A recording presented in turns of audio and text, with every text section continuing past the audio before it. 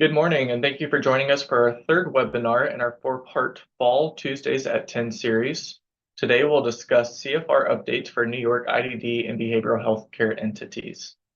We have one more webinar in this series that'll take place on October 29th at 10 a.m. Eastern Time, where we'll cover internal audit considerations for healthcare entities. You can sign up for that webinar at forvismazars.us/events.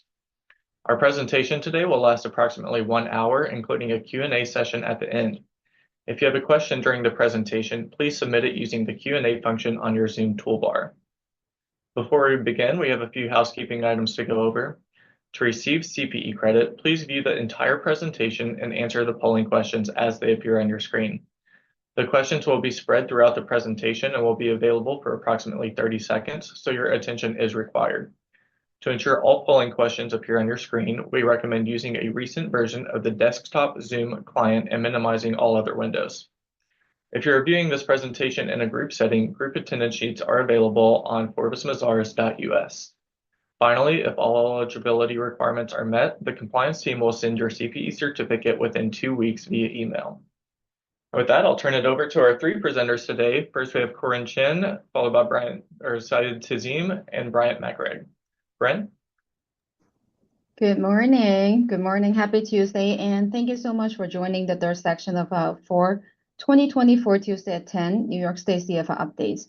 And as Aaron just talked about, for these 4 seasons, we started with cybersecurity and risk assessment, which are both very, very important topics for our IDD, behavioral health, and SED providers. And if you missed it, you should be able to watch the recording online.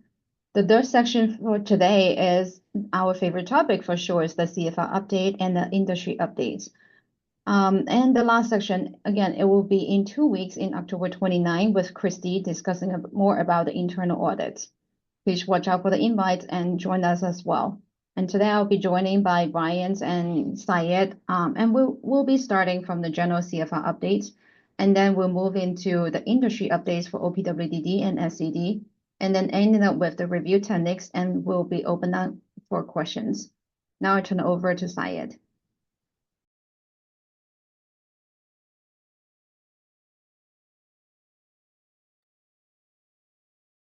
You're on mute, Syed. Sorry. Thank you, Brent. Thanks everyone for joining today. I'm going to be covering the changes on CFR for fall FY 2023. So starting with the CFR update, CFR manual changes, so general changes. COVID-19 and COVID-19 schedules are removed from CFR. So COVID-19 and 19 schedules were supplemental schedules that were developed to get an understanding of economic impact of COVID-19 for each provider. So these schedules are no longer needs to be reported in CFR starting from fall FY 2024, but it also started with our calendar year and providers that were due on June 1st. So the next item is OPWDD 5 capital schedule. That was another supplemental schedule. The schedule was basically used for detailed property reimbursement and related expenses that have been reported on Schedule 1 for programs, mostly day treatments or group day hab or pre-book programs. So this report is no longer required for CFR submission. The next item is CFRI compliance review. So there are a few new items that we need to be reporting in CFRI. So one is CPA firm registration number, CPA firm registered with New York State Department through date, last AICPA peer review acceptance date, and also AICPA member number. So those 4 items are new for this year that we need to be including into our CFR. Next item on the list is OCFS funding and CFTS. So beginning of the calendar year of FY 2023, CFTS programs are now reported on DMH, Department of Health section of CFR, and OCFS section is now removed and it's coming under DOH going forward. We no longer have those OCFS in our CFR, and it will become DOH. Next item is CFR 6 supplemental attestation schedule. So Roman numeral number 4. So there is a section, it's now split between 4A and 4B.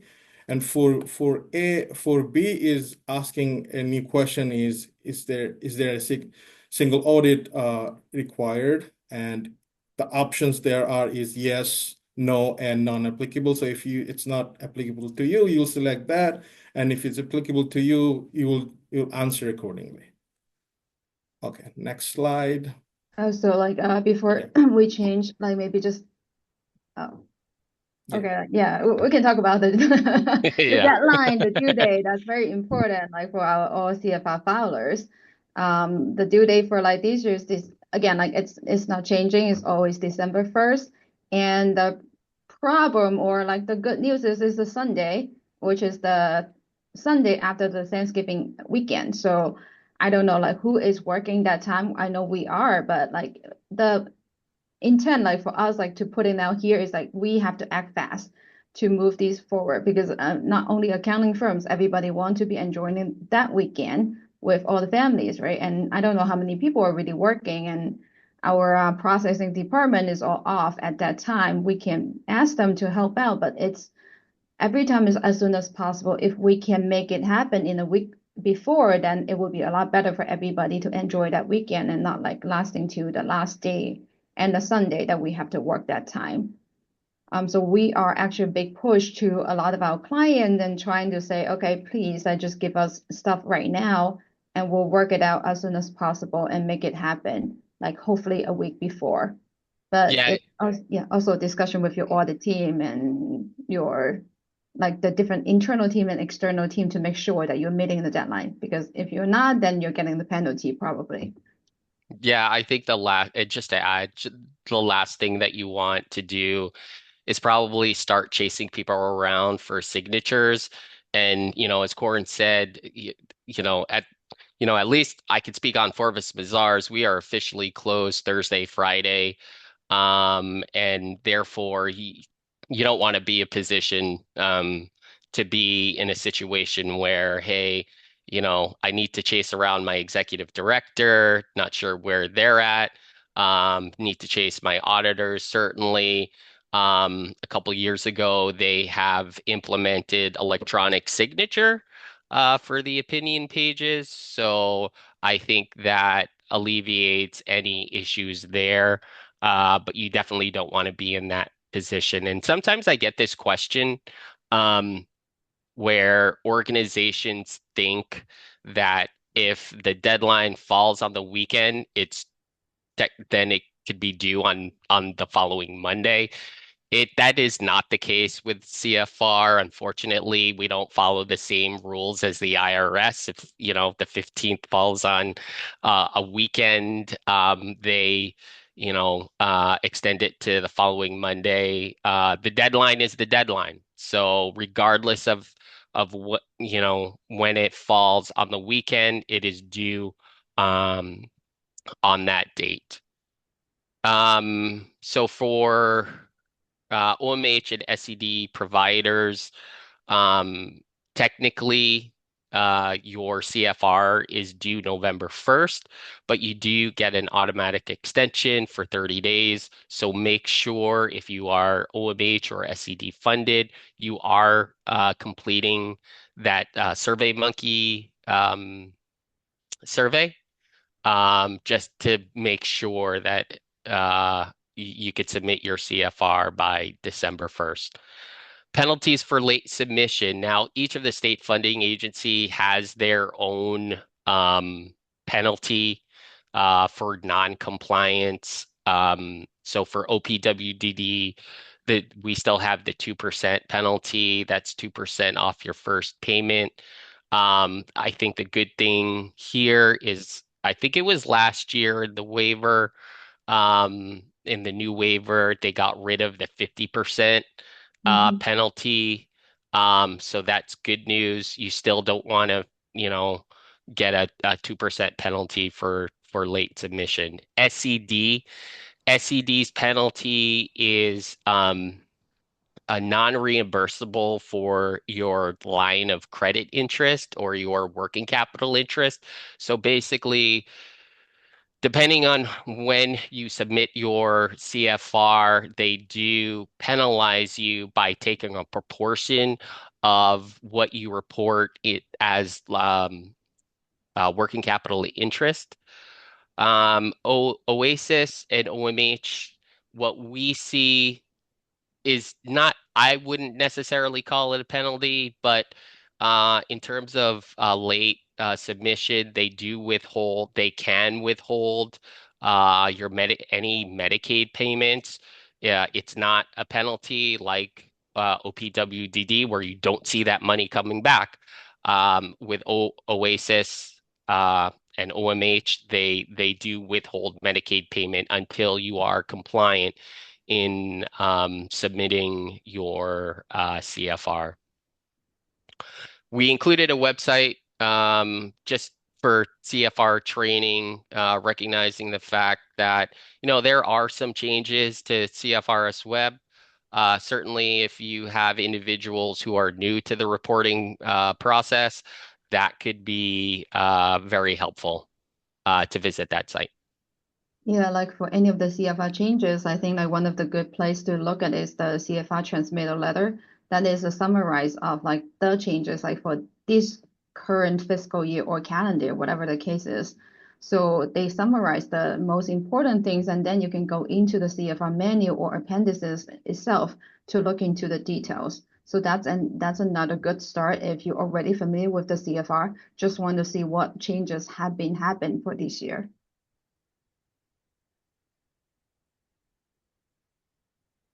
Should we launch? Let's launch our first polling question. So will you file your CFR on time? Yes, no, not sure, not applicable. We'll give you all 30 to 40 seconds to respond.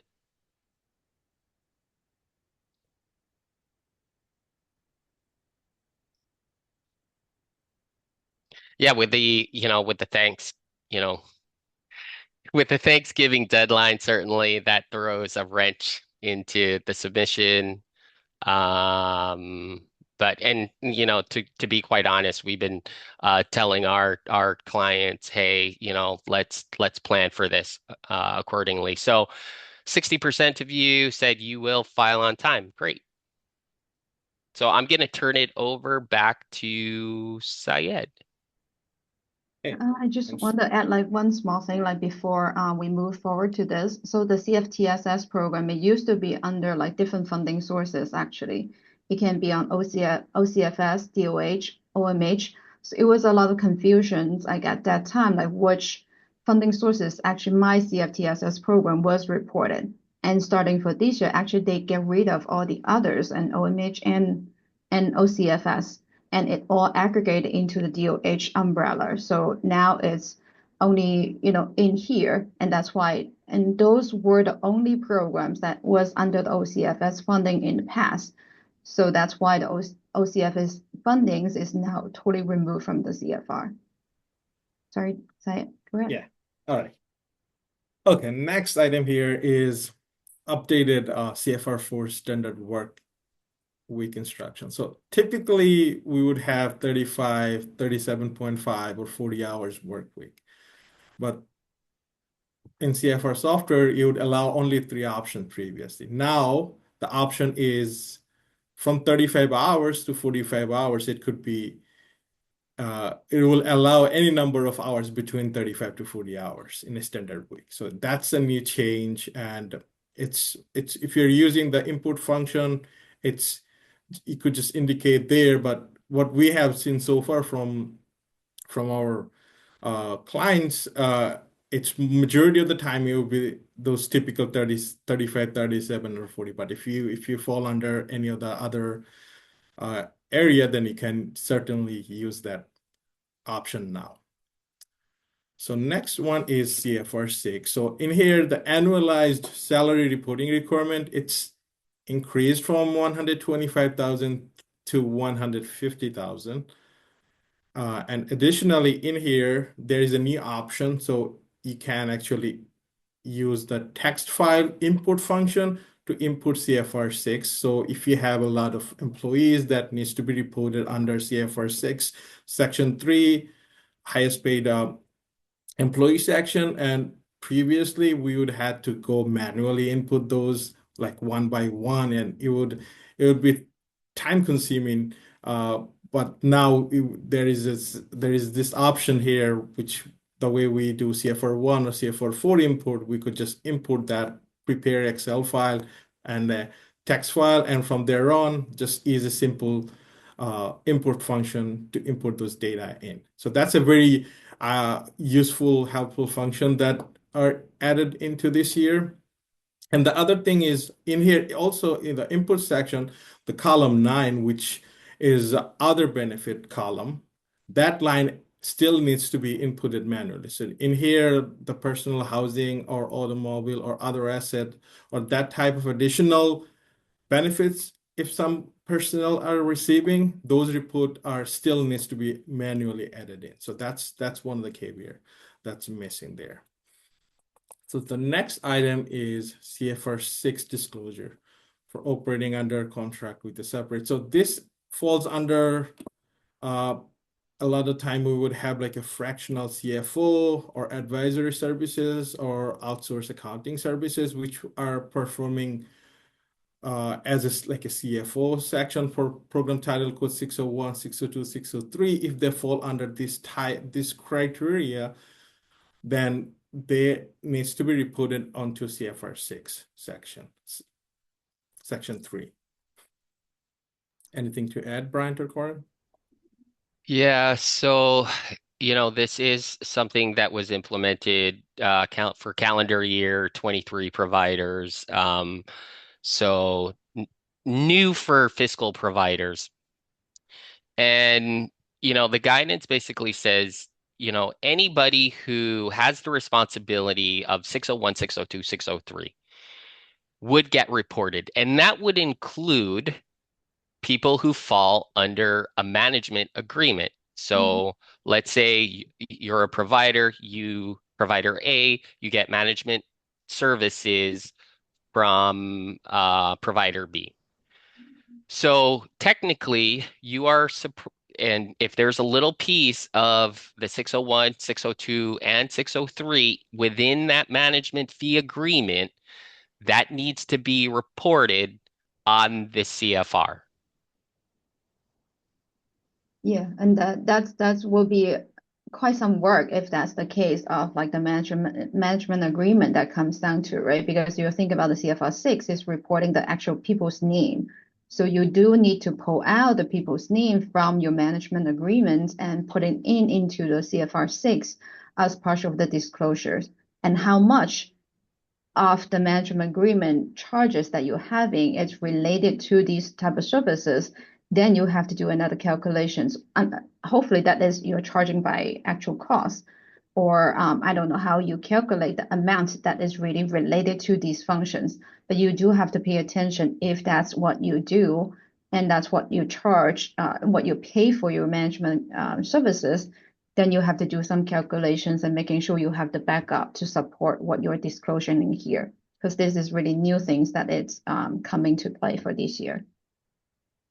And I think and just to add, Corin, thank you for that. I think when you think about, some of the limitations that we have under our, different state funding agencies, off the top of my head, SED, right? The reimbursable cost manual basically says there's a limitation of, having 1.0 FTE for the 601 title code. And so really you have to, make those considerations. Obviously, we have these reporting requirements, but certainly there is an aspect of, okay, what does this mean just in terms from a reimbursement perspective?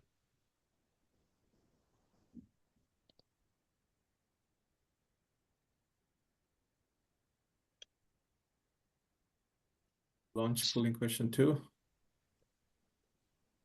Yeah, so which CFR schedule was removed? Is it CFR 1, Program Data, CFR 3, Agency Administration, CFR 6, Governing Board and Compensation Summary, or COVID-19 and COVID-19S? Let's see if y'all are paying attention here.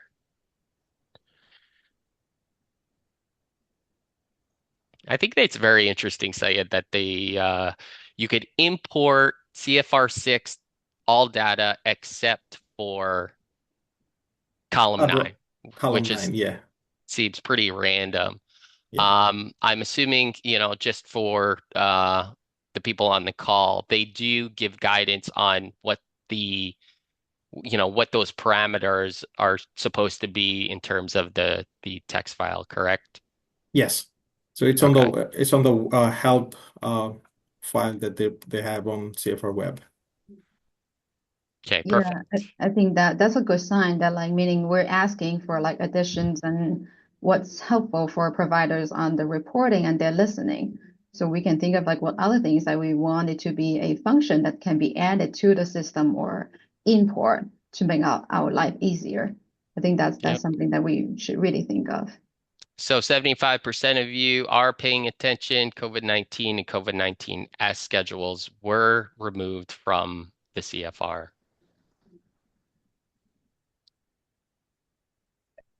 All right, next item, OMH and OSS.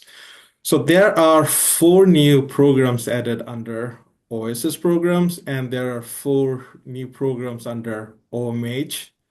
But one of the commonalities there is that Certified Community Behavioral Health Clinic, which is program 6350.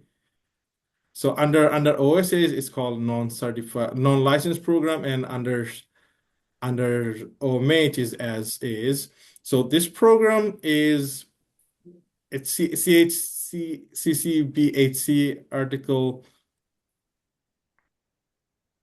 CCBHC article. It's related to Article 31 clinics programs, and then they will have both 2100 program code and 6350 CCBHC's program. So if we report it's CCBHC should have only complete financial reporting under program 6350, and it should not be additionally completed under program 2100. So it's like a new program that they're adding, and then from Article 21, it's splitting into OMH and OSS, like Corin mentioned earlier. That's why we have the same program under both OMH and OSS. And the program is 6350.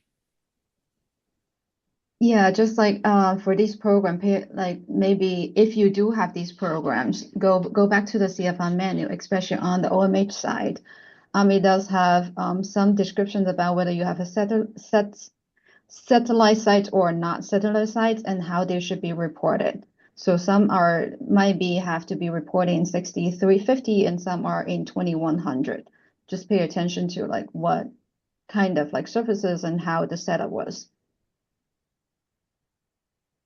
Okay. And this program, it's reported on course schedules from CFR 1 through DMH 1 as aggregate, and then it's allocated on OMH and OSS on the claiming schedule. So DMH 2 and DMH 3 would be allocated in according with the methodology described in the manual. So it's an allocation basis based on units, on diagnosis codes, and they have 4 different categories to split those allocation. And then CCBHC services are never allocated to DOH. So it's only OMH and OSS.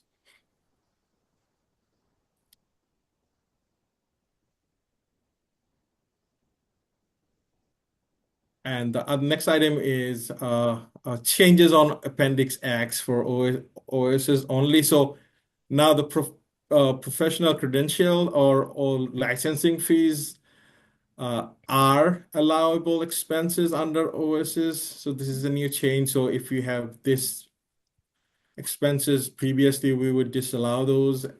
Now, from this year on, we'll be able to include those in our reporting.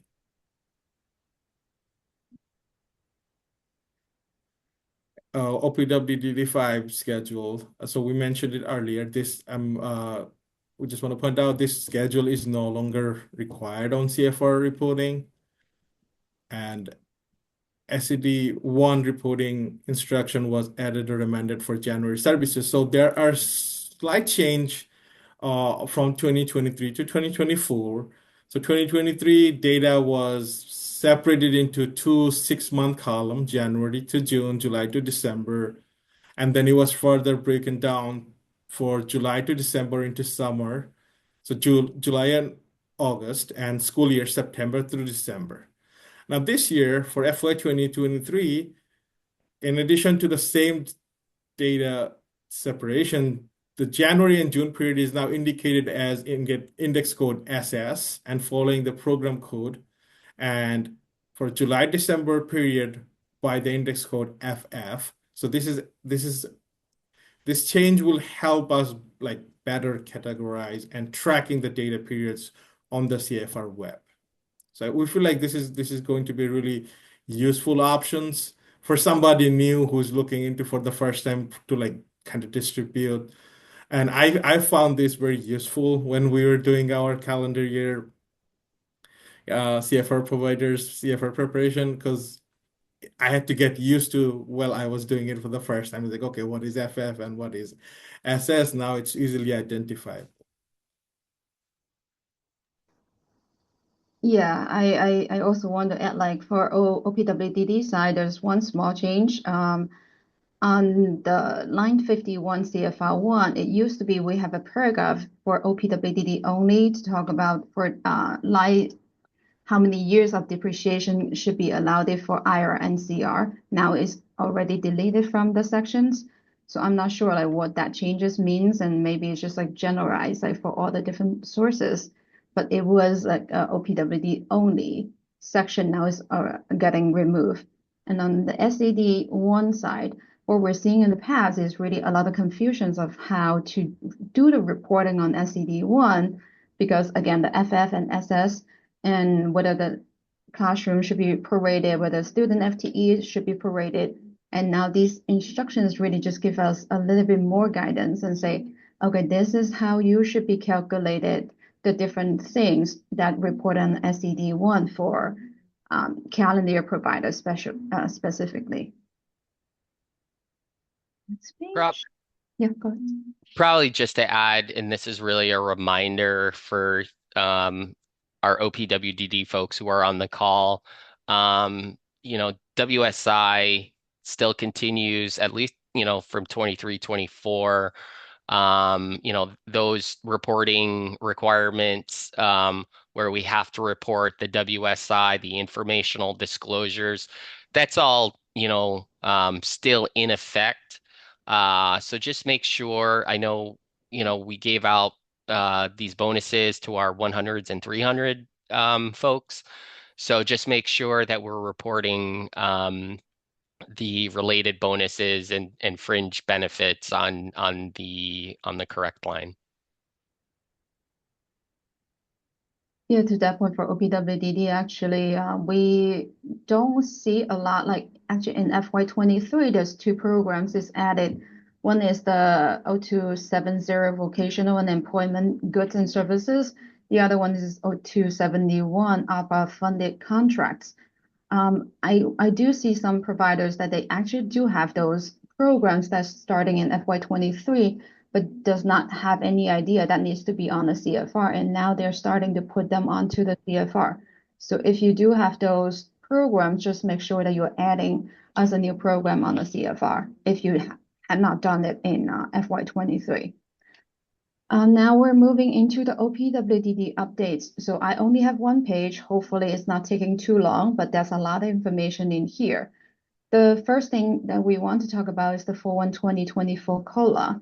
And as we know, in the 2024-2025 budget, we have the COLA for 2.84%, and 1.7 is to provide targeted salary increases to eligible employees, including support staff, direct care, clinical, and non-executive admin staff in program. So it's limited to certain part of our employee in general.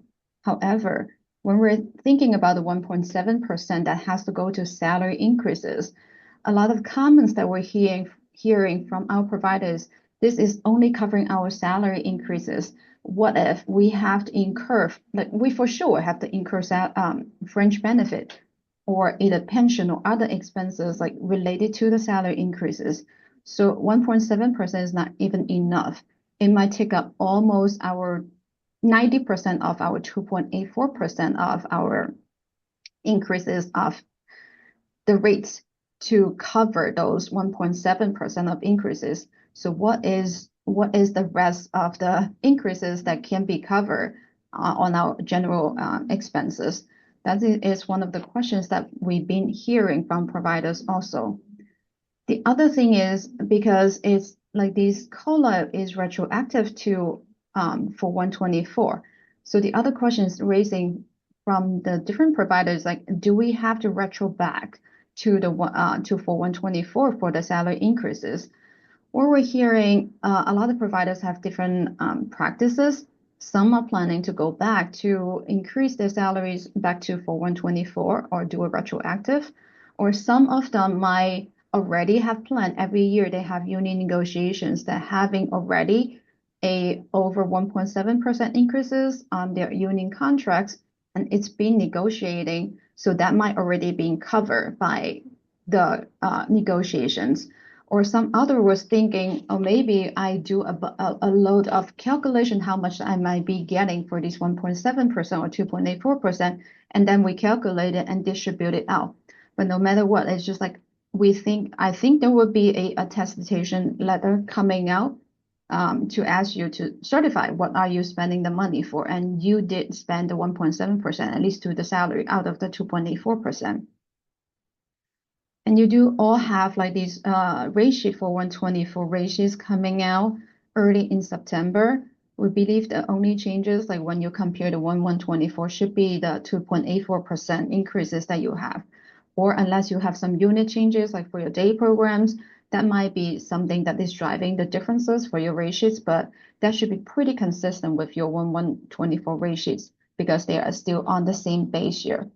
However, when we move into the 7/124 rates, right, we all know that's the rebasing already happened. And again, you all should have the draft rate sheets that you get back in end of May. And I hope like everybody would get a chance to review and recalculate and to understand like how the rate sheet works and make sure the numbers that you're having is making sense. Now it's up to October 2024. What we're hearing right now is still about 10 agencies that they're still not in compliance on their EFMAP WSI reporting that is holding up the process of getting the 7/124 rates to be out. And so with like two things, one is occupancy changes, and the other thing is these EFMAP adjustments like for these 10-ish agencies that might be driving some differences like on your draft 7/124 rates comparing to your actual final 7/124 rates. So I don't know what is the issues like for the 10-ish agencies that hasn't been changing on their final submissions and what other problems are. But I do know like sometimes it's because accounting and how we see like the revenue and attestations or timing for change in management, a lot of different issues might come into play for these differences that we're seeing. And we also see a few of our clients that what OPWDD asking them is to do a attestations, even though they did not report anything out on the line 94 on these EFMAP WSI dollars. OPWDD is pretty much asking them to sign a letter certifying this is how much that they spent in each of the program, so they can use those dollars to do the rate offset. If you're a downstate provider, you do see your rate calculations. You start from the break, and then they back out the EFMAP dollars from what your CFR reporting. and that everybody, like from the whole state, they add a budget neutrality factor. So all these things, like it has certain impact on the final reimbursement and final rate calculations.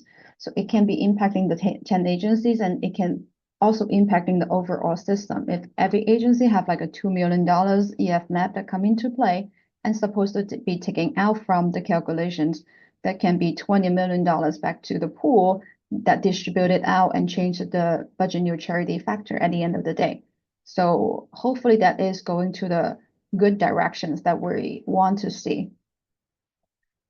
Another item that we're seeing from the draft 7124 rate is some calculations that we also communicate with the state. One is the contracted clinical break for downstate providers is super low because of some like calculation, or maybe a few providers, they have very, very low average clinical break, bringing down the whole downstate break to be a very low number. We communicated with state, but we haven't heard anything. And the other thing that we're seeing is that on the statewide direct care hours and for supervised and supported virus, it has a very big significant changes and decrease compared to the last rebasing, which is another way is kind of driving down the overall reimbursements, because the direct care hours is one of the most important things that you get reimbursed for supervised and supported virus. Those are all communicated, and there's a lot of factor comes in, but we haven't heard any feedback for the comments that are giving in. Minimum wage adjustments is another big thing that we're seeing for some providers. If you, like in the past, you don't really get minimum wages adjustments, maybe that's nothing for you and it's just consistent. But we do see some providers that used to have like very big minimum wage adjustments in the past now have very little, almost nothing. And one of the reasons that because they changed the whole methodology of calculating the minimum wage adjustments, and it's now using a methodology developed and used by NCOR. And it's like there's a report if anybody want to go into to see, and it's a very different. It used to be based on survey, but now it's based on the calculation, which has a lot of different things again come into play, and making the number doesn't look as positive to a lot of providers. In general, we're not seeing a lot of calculation errors like for the ratios that we review, but we do see some like small things that when we are looking at rate sheets. So just like hopefully everybody go and redo and recalculate your rates, because we do see sometimes the units that they're using might not be really making sense, or the EWSI offset that they're using is not the right number. And here and there, like just some things that we do see. So we do recommend, like, no matter what, like go and recalculate your rate. It's not always like it's positive changes for providers. And we do have like some clients and providers that have rate jobs when they get the draft 7124 rate, even though we said like the COLA is already, like in the past few years, there's such a big increase on costs and everything. But we do see some significant jobs like for some of the providers on their rates as well. And now there's no corridor for the current rebasing. So if your rate is dropping compared to your last rebasing, so that you do have to have planned something for the future, like the next few years, because this might be the last rebasing that lasts a few years, because the now is every 5 years you have to do rebasing. And maybe we have to wait till the next rate reform to get these rates out from your system, pretty much. So if you have a rate drop, just pay attention. 2.75 direct services retention bonus. That's a attestation letter that you sign like before February 22, 2024, and it's also targeting position title 100, 200, 300, and 400. So the calculation was based on FY22 and calendar 22, and it must be distributed to the qualified employee no later than March 31st, 2025. So again, for DD providers, if you have them, it might be lasting between FY24 and FY25. And all the plan is the same thing as the WSI. You have to sign, the plan has to be signed by your executive directors and the board member, and also has to be made available and clearly communicate with all the employees as well. Another thing that I want to bring to attention is the Workforce Stabilization Initiative and the Healthcare Worker Bonuses audits. It's just started like that. We're hearing providers are having these audits, and OSC and OMIC is coming into our providers to look into the calculations, the backups, and the eligibility, and they're requesting a lot of information to do the testing. So again, like every time that we have these initiatives, make sure that you have good documentations and you know what you are doing, and you have the documentation to support all these things. And one important thing that we want to say also, like they are asking for a lot of backups, but you have your right to push back if you think those informations are not in scope. So look at the listing is not, you don't have to provide everything. You provide everything that is necessary for the scope and the audit itself, but you don't have to provide everything that they're asking for. And you have to explain. Sometimes I do hear providers saying like the request that they're giving and asking is not making sense. So you have to do some explanations of how your practice looks like compared to what they're asking for. Next one I want to talk about is the final report on managed care assessment by Guidehouse. Again, this is another big thing that we've been waiting for and see how things would work and how the system would look at managed care assessments. So if you go to the DD website, you can see the report. It was approved for release on September 2024. It's a 90 pages report that is kind of fun to read if you have the time. The recommendation is really to consider for managed care for and also have to further consider, evaluate for financial viability and feasibility through collaboration with DOH and DOB. So when hearing it and like DOH and DOB, I don't know, like it means the dollars.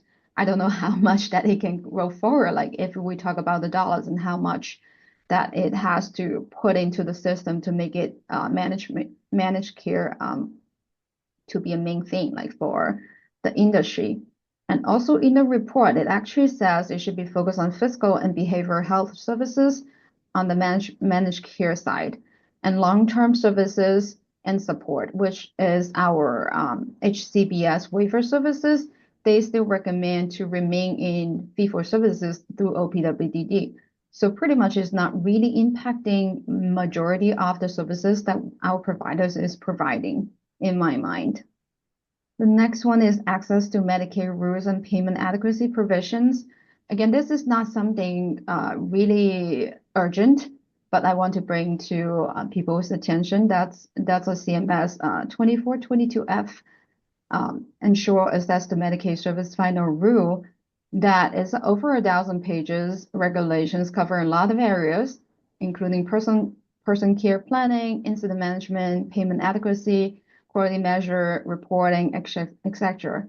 So one thing I want to bring up to your attention is the payment adequacy rule. It requires the state to report percentage of payment for certain HCBS spending to compensate for direct care workers. So the report's set to begin in July 2028.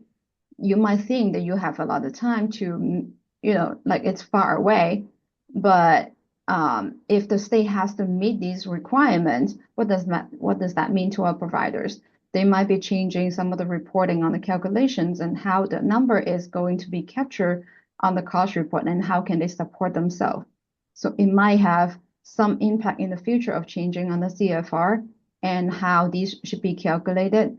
I think the original ask was like 80% that has to go to these direct care worker. It's a different definition. So it's not the same CFR definition, but it's just something that you have to pay attention. So when we run some of the reports, it's not close to what the number that they're asking. So what does that mean to our providers? Is it advocacy or how we should advocate for the calculation itself? That's another thing. And we probably should also watch on Anchor and other trade associations, like on how these should be moving up to.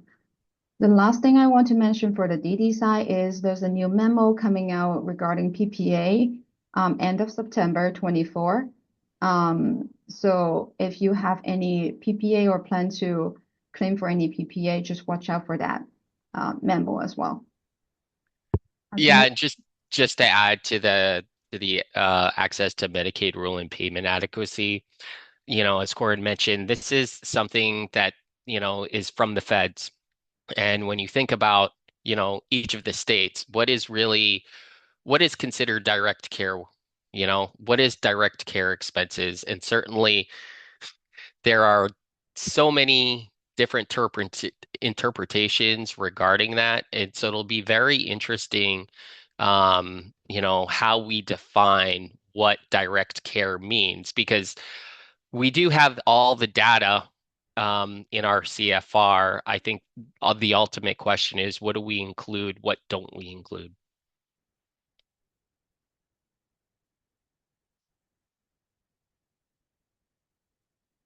Oh, so polling question 3, are you aware of the changes on the SED methodology letters and RCM for 24-25? Yes, for both. Only aware of the changes on the methodology letters. Only aware of the changes on RCM, the reimbursement cost manual, or my agency does not have any SED programs. We'll give it 30 seconds for you all to answer. Just for the sake of time, just want to begin speaking about the next few slides. Very quickly, just wanted to present the update to the rate methodology for our center-based programs. And as you can see, polling question 3, 50% of you does not have any SED programs. So 50% of you, this will be related, this will be helpful for the next upcoming slides. So very quickly, we have the rate methodology for our center-based programs. We have 5 years of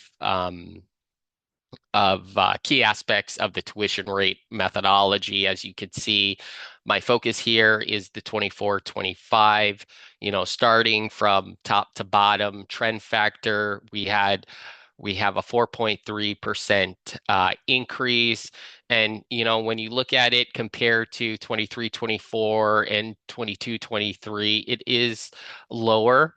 But the reality is when you compare what we got versus what the public schools received, foundation aid went up by 2.8%. So we were actually higher than what our public school districts got. The maximum allowable surplus to be retained is 11%. This is the last year at 11%. We'll talk about more about the surplus on a later slide. It is the way the surplus is calculated is based on reimbursable costs, not to exceed your prospective rate.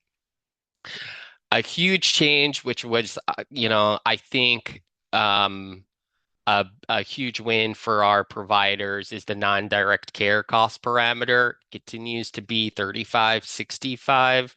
This is a welcoming change, anecdotally, with our clients, seeing providers who had historically had non-direct screens. Now they have no non-direct screens when we're projecting rates for them. That has been very, very helpful for providers. Also, I think it opens up additional investment for non-direct care expenses. We're always concerned about what our proportions are just in terms of, how much we're spending for direct, how much we're spending for non-direct. Certainly with the 35.65 change from 30.70, this definitely opens the doors for providers to make investments to their school. The enrollment to capacity hasn't changed. And, as you could see, the last 4 years, we have been stuck at 7.5%. At least for last year and this year, anecdotally, I'd probably say um, this is becoming less of an issue, unlike our COVID years when we just weren't getting student enrollment. Certainly, this was a factor for determining tuition rates. And then lastly, interim rate. So in the language, again, another huge win, I think, for the providers, up to 3 years trend was included for the interim rate. Now, just keep in mind, your interim rate is temporary until you get your prospective rate issued. And that is just to, get cash flow going. But this was really important because some of the challenges that we saw in 22, 23, and 23, 24, these rates did not include 2 years trend, or they didn't even include a trend at all. So I think this is very huge. Why don't we launch the next polling question? So, which of the following topics would you like to discuss or hear about further? A, how to estimate and keep track of SED surpluses, center-based programs. B, how the changes in the SED RCM affect my program. C, allocations between programs. D, CFR benchmarking. You'll get 30 seconds to respond. But I'll keep on talking here because I do want to hit this. RCM changes. So the first change, what you see on the screen, agency admin versus program admin, isn't a real change. This is actually, they just added a reference to the CFR manual. We actually, a couple years ago, we did a whole presentation on the differences between agency admin versus program admin. 37% of you want to hear about allocation between programs, and certainly we'll take note of that. We've done that in the past, specifically for agency admin versus program admin. One of the things that you need to, think about just generally agency admin, when we think about those expenses, those are not directly attributable to a specific program versus program admin, right? These are personal service, fringe benefits, OTPS, that can be directly attributable to a specific program. And, give the, an example here. You have a billing person who does the billing for the whole agency. They do OPWDD, they do SCD.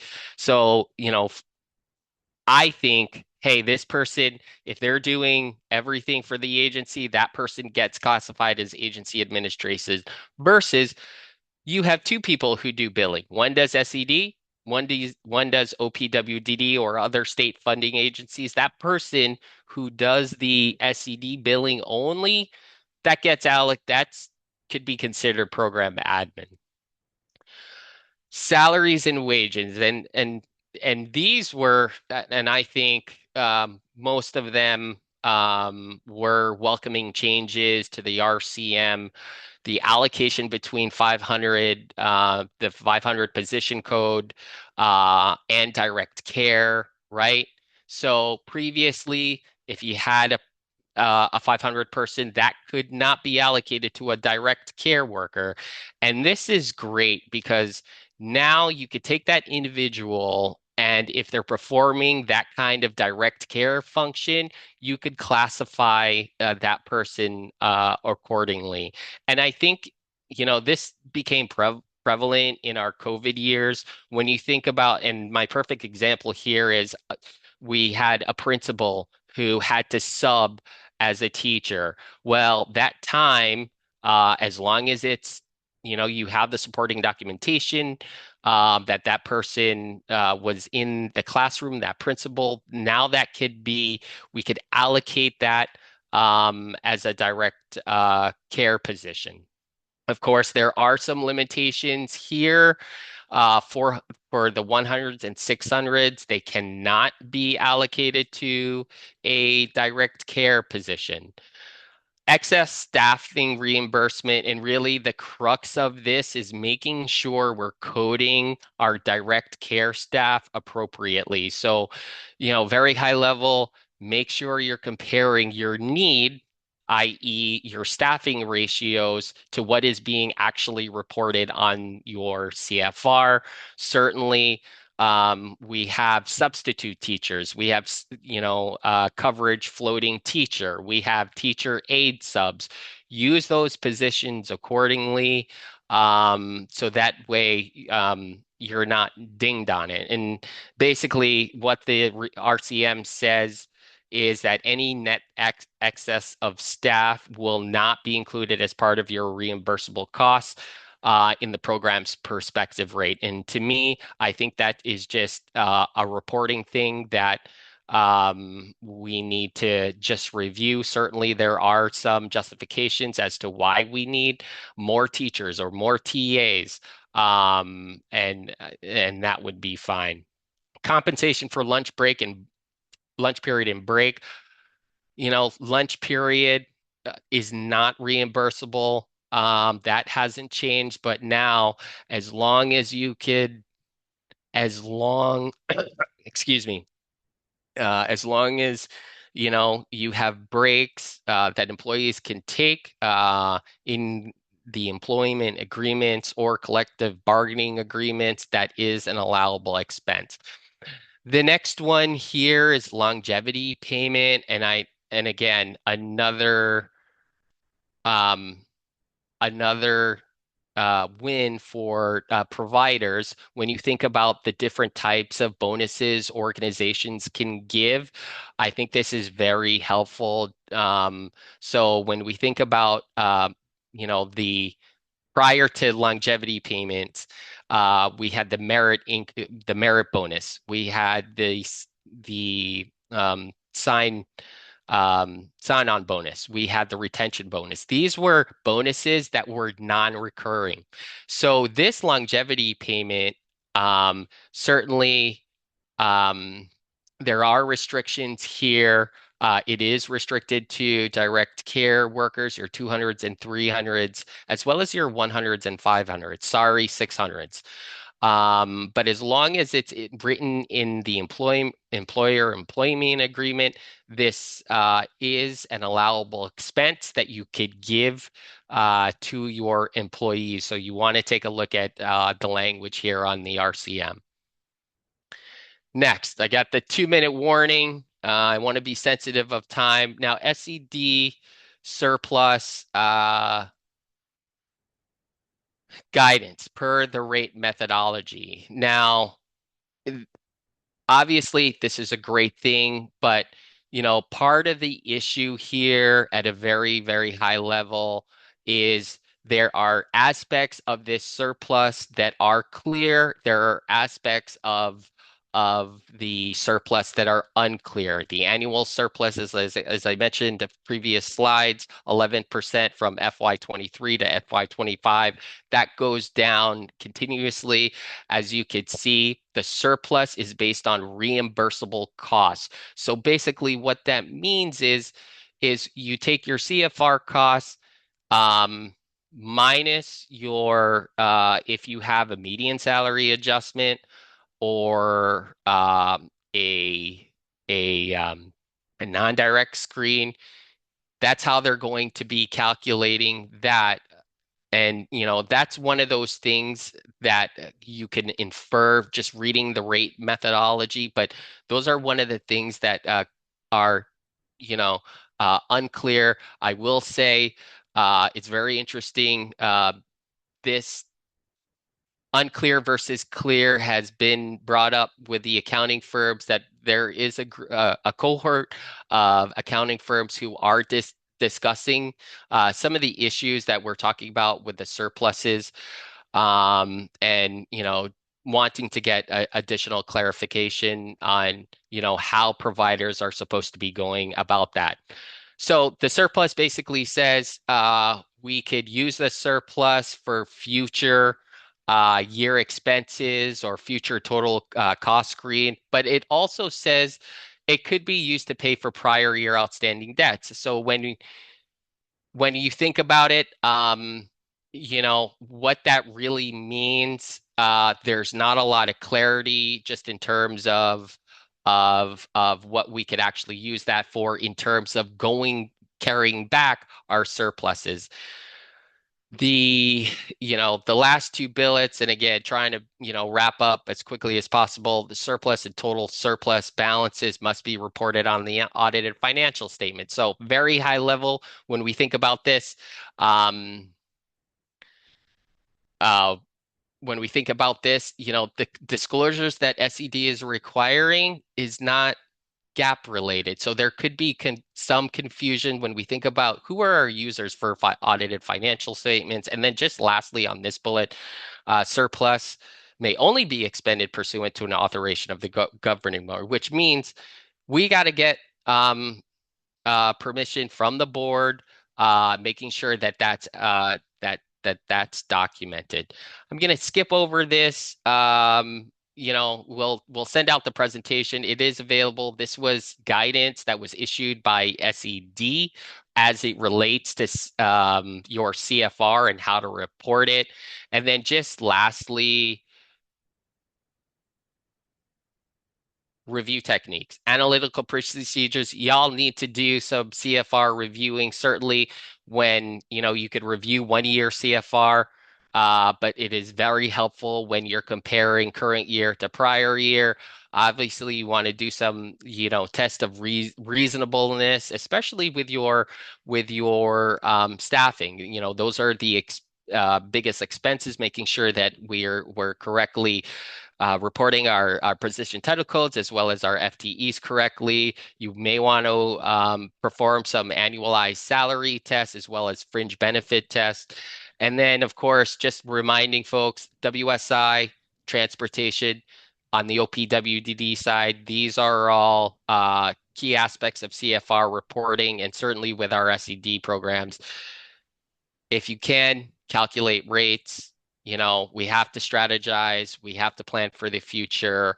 And I think, yes, you have to, review your CFR, but certainly what is the meaning behind the CFR? I think ultimately that means, your tuition rates and, proper planning and proper strategizing for the future is critical.